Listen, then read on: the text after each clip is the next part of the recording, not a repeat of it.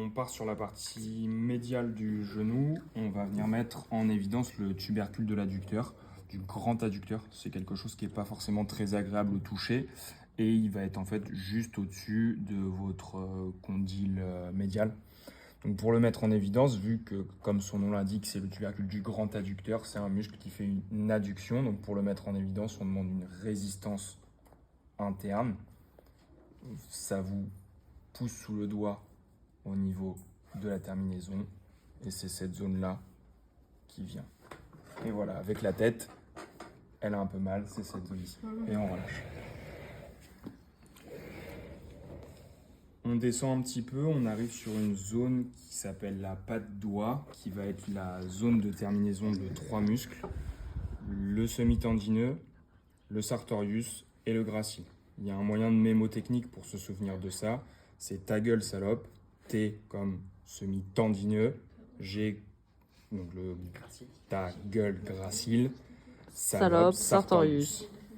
On est bien. Donc le demi-tendineux, c'est un muscle des ischio-jambiers qui permet de faire une flexion de genou. Donc pour le mettre en évidence, on demande une flexion résistée. Et il faut faire attention parce qu'il y a le semi-membraneux qui est juste à côté. Vous avez 2 tendons, c'est un des deux, vous le checkez. Et ils se mettent facilement en évidence. Mon doigt passe entre les deux et il vient se terminer sur la patte doigt. Pour ce qui est du gracile, c'est un muscle adducteur. Donc pour le mettre en évidence, on vient demander comme la dernière fois une adduction en interne et il vient tomber dessus aussi. Venez checker plutôt les corps musculaires sur ces muscles-là.